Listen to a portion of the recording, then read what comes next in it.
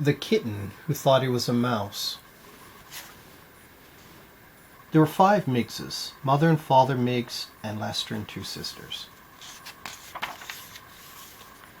They had, as field mice usually do, an outdoor nest for summer in an empty lot and an indoor nest for winter in a nearby house. They were very surprised one summer day to find a strange bundle in their nest, a small gray and black bundle of fur and ears and legs, with eyes not yet open. They knew by its mewing that the bundle must be a kitten, a lost kitten with no family and no name. "Poor kitty," said the sisters. "Let him stay with us," said Lester.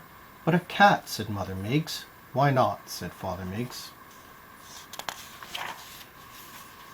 "We can bring him up to be a good mouse. He need never find out he is really a cat. You'll see, he'll be a good thing for this family." "Let's call him Mickey," said Lester. And that's how Mickey Miggs found his new family and a name. After his eyes opened, he began to grow up just as mice do, eating all kinds of seeds and bugs and drinking from puddles and sleeping in a cozy pile of brother and sister mice. Father Miggs showed him his first tomcat at a safe distance and warned him to keep away from all cats and dogs and people. Mickey saw his first mouse trap, the most dangerous thing of all, Mother Miggs, when they moved into the indoor nest that fall. Mickey became useful in fooling the household cat Hazel. He would hide in a dark corner and then meow meow, he'd cry.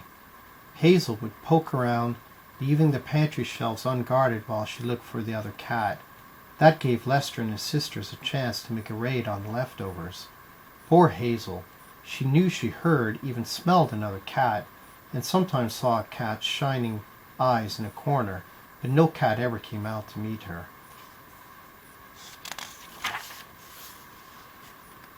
How could she know that Mickey didn't know he was a cat at all, and that he feared Hazel as much as the mousiest mouse would?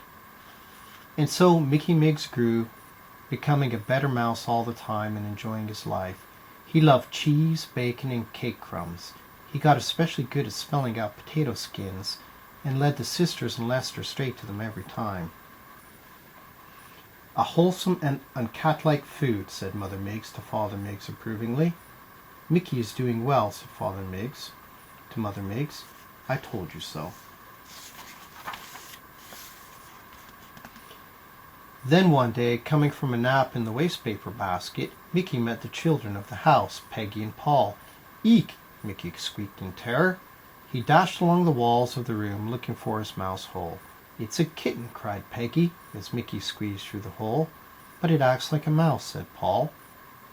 The children could not understand why the kitten had been so mouse-like, but they decided to try to make friends with him. That night Mickey came out of his hole. He nearly tripped over something lying right there in front of him. He sniffed at it. It was a dish, and in the dish was something to drink. "What is it?" asked Mickey. Lester didn't know, but timidly tried a little. "No good," he said, shaking his whiskers. Mickey tried it, tried some more, then tried some more, and more, and more, until it was all gone. He said. "What wonderful stuff." "It's probably poison and you'll get sick," said Lester disgustedly. But it wasn't poison, and Mickey had a lovely feeling in his stomach from drinking it. It was milk, of course. And every night that week Mickey found a saucer of milk outside the same hole. He lapped up every drop. He drank it, cried Peggy and Paul happily each morning. They began to set out a saucerful in the daytime, too. At first Mickey would drink the milk only when he was sure Peggy and Paul were nowhere around.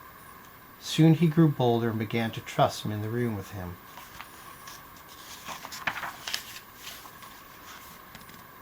And soon he began to let them come nearer and nearer still. Then one day he found himself scooped up and held in Peggy's arms. He didn't feel scared, he felt fine, and he felt a queer noise rumble up his back and all through him. It was Mickey's first purr.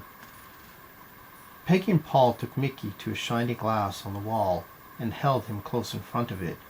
Mickey, who had never seen a mirror, saw a cat staring at him there, a cat in Paul's arms where he thought he was. He began to cry, and his cry, instead of a squeak, was a mewling wail.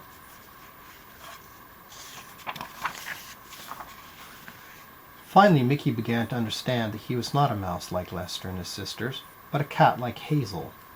He stayed with Peggy and Paul that night, trying not to be afraid of his own cat self. He still didn't quite believe it all, however.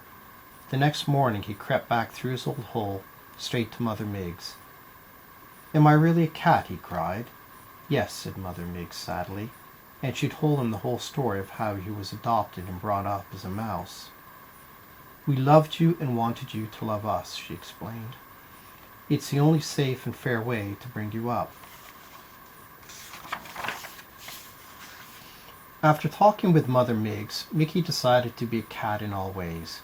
He now lives with Peggy and Paul, who also love him, and who can give him lots of milk, and who aren't afraid of his purr or his meow.